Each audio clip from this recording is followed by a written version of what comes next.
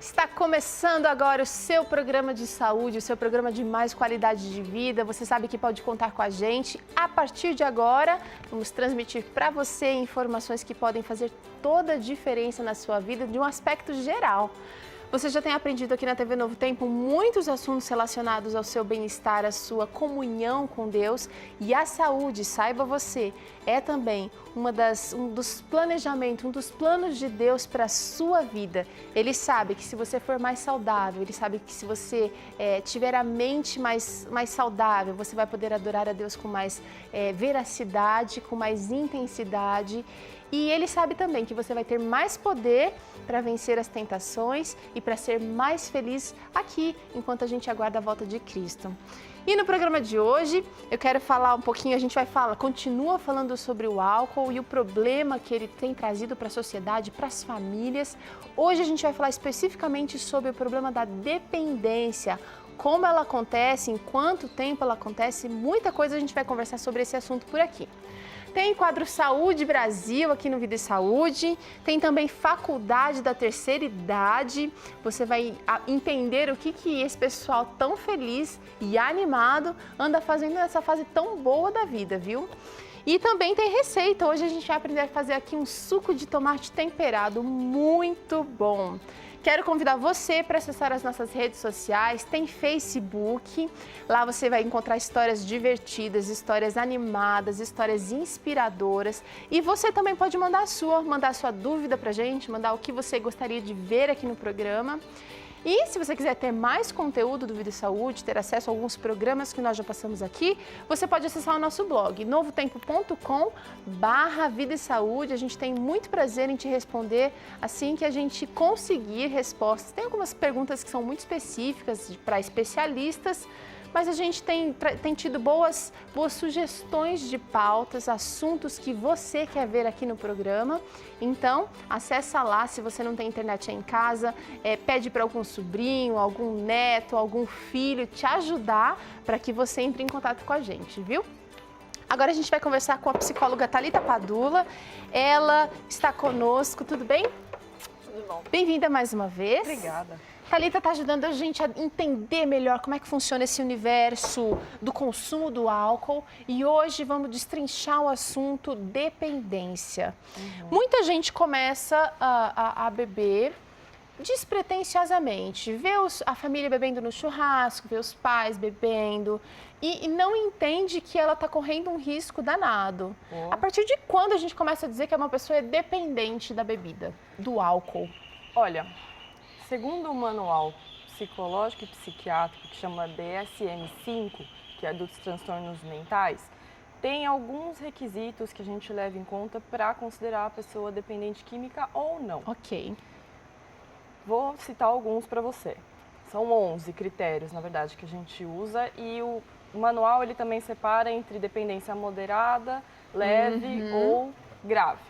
Mas de qualquer jeito é uma dependência e tem que ser tratada. Ok. Então, por exemplo, quando a pessoa usa em situações que colocam ela em risco de vida, como por exemplo uma cracolândia, né? Tô citando assim algo que seja conhecido extremo, ok. por todo mundo, que a pessoa está usando ali na rua, ela está desprotegida, ela não está em nenhum lugar assim que tenha pessoas conhecidas, pode ter os amigos de uso, mas ela está numa situação de risco. Às vezes compartilha seringa, quando vai usar outro tipo de droga, então esse é um critério que a gente levaria em conta. Quando a pessoa apresenta fissura e abstinência, qual que é a diferença entre as duas coisas? A abstinência é quando passa o efeito da droga. Então, assim, eu preciso de mais para suprir esse efeito. E a fissura é o desejo muito grande por usar. Mas, assim, aquela fora coisa do normal, eufórica, que a pessoa precisa da droga naquele momento. Quando a pessoa gasta muito tempo com atividades para conseguir a droga, quando a pessoa não consegue mais ter uma vida social, um convívio familiar e não consegue mais desenvolver direito às atividades ocupacionais dela. Muita gente que já é dependente químico não enxerga muito esse fator. Porque às vezes vai no trabalho um dia e aí sai mais cedo, chega mais tarde no outro dia e aí vai dando uma... Isso você está falando de drogas em geral? Em geral. Eu acho legal a gente englobar todo tipo de droga, porque vamos lembrar que a droga também é o álcool. O álcool também é droga, também é cigarro. Também é cocaína, também é o cigarro. Então, assim, tá tudo no mesmo pacote. Ok. Beber socialmente. Tem gente que fala, eu não sou dependente, eu não sou viciado. Eu bebo só quando tem uma festinha, eu bebo só quando a gente sai com os amigos. Isso é uma verdade? Olha, tem gente que consegue, sim, ter esse consumo moderado, que a gente chama. Mas por que eu vou me arriscar, se eu consigo ou não, né? Por que eu vou ficar sempre me levando no limite por causa de bebida, por causa de qualquer outro tipo de droga? Então, aí você tem que ponderar se vale a pena realmente ou não. Mas dá para dizer assim que uma pessoa que bebe socialmente, porque tem gente que começa bebendo socialmente, mas assim, precisa daquele social. A pessoa cria a situação para estar sempre ali, sempre acaba bebendo. Aí já entra no auto-engano da dependência química, que a dependência também tem essa coisa do auto-engano de não, eu não aceito que eu sou dependente químico, eu só bebo de vez em quando. E é o que mais é dito em clínica. Quando a pessoa chega lá para ser internada, imagina, eu bebo uma tacinha de vinho todo dia. Mas eu não preciso da taça de vinho. Eu fico muito bem sem a taça de vinho. Ela ainda não tem consciência de que ela está num estado já meio perigoso, né? Bem crítico já, porque ela não consegue ficar sem o álcool. Como que a gente consegue identificar um dependente? Olha, tem esses critérios que eu falei, que eles são visíveis, né? Tem outros no manual DSM-5. São 11, tá, gente? É muita coisa. Mas tem coisas que são visíveis, então você convivendo a pessoa só fica bem quando está bebendo. Quando está bebendo e quando ela não está bebendo, não está sob efeito do álcool, ela fica mais irritada, ela fica mais agressiva. O foco dela, nesse momento da vida dela, é a droga, é obter a droga, é obter o álcool. Então ela trabalha para conseguir pegar o dinheiro, ir lá no bar e gastar na bebida que ela precisa, entendeu? Existem pessoas que apresentam um comportamento muito assim, são dependentes, mas quando estão sem o uso da droga, no caso o álcool, elas agem normalmente? Ou a maioria das pessoas vão agir de maneira assim, irritadas? Elas estão sob efeito da necessidade daquela química no corpo? Se ela já é um dependente químico, ela não vai agir normalmente. Porque vamos considerar a dependência química como uma doença crônica, fatal, precisa ser tratada. Então, sendo uma doença, ela vai causar alterações em todas as facetas da vida do ser humano. Então, não tem como a pessoa mais ter aquele comportamento que ela tinha antes. Então, às vezes, eu ouço esposas de alcoólatras falando, nossa, mas ele é tão carinhoso antes da gente casar, antes dele ir beber todo dia. E agora isso mudou drasticamente, eu não reconheço mais o meu marido. Porque a pessoa, de repente, não encontra outras fontes de prazer, porque a nossa vida é feita de pequenos prazeres. Comer é um prazer, às vezes brincar com os filhos, passar momentos em família. Um dependente, ele acaba só focando a sua fonte de prazer ali na química? Na química, né? No caso que a gente está falando no álcool. Então, a grande dificuldade, e até o que a gente trabalha na reabilitação da pessoa, é descobrir de novo esses pequenos prazeres, porque ele não consegue mais ter prazer, não é uma coisa assim fingida. Os familiares às vezes reclamam muito disso, né?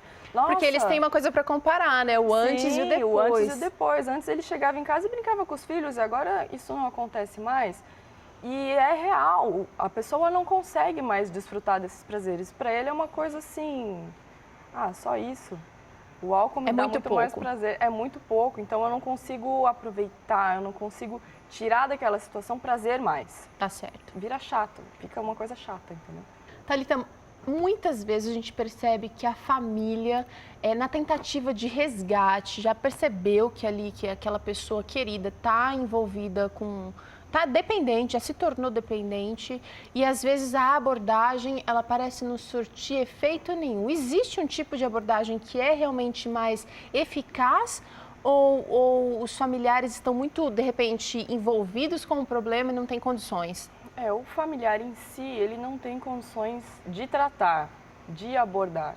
Porque ele está envolvido com tudo isso e a dependência... Está sofrendo consequências, inclusive. Demais. É um sofrimento não só para o dependente, mas para a família inteira. É uma situação muito difícil. Então, o melhor a se fazer é buscar tratamento. Busca alguém especializado, porque o que acontece muito com a família também é negar. querendo Porque ou não... ninguém quer assumir que aquela pessoa que foi tão boa, que tinha tantas boas intenções, acabou se envolvendo com uma coisa que está atrapalhando todo o andamento da casa. E não só isso, a doença, ela também vem da família.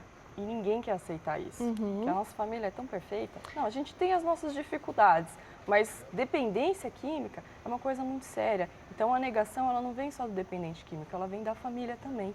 Então, o necessário a se fazer nesse momento é continue amando esse membro da família, mas sem ser codependente. Respeite esse membro da família e busque tratamento especializado. E também estejam cientes, não só o paciente, a família também tem que se tratar. Tá certo, isso é fundamental. Thalita está especialista nessa área, tem tratado muita gente.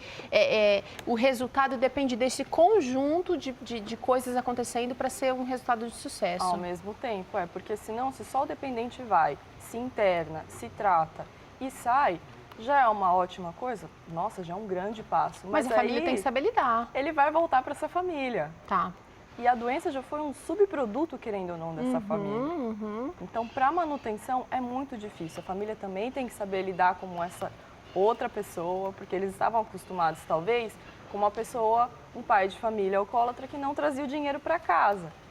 E eles têm que acostumar que essa pessoa está se recuperando, está se reabilitando, tem uma doença, mas tem uma responsabilidade. Tem uma responsabilidade e não deixou de ser aquela pessoa. Ele só tem uma doença. Tá bom. Tá certo. Olha, obrigada mais uma vez por nos ajudar, viu, Thalita? Imagina. Vida e Saúde vai para um rápido intervalo. Na volta tem aqui Saúde Brasil. Não saia daí, a gente já volta.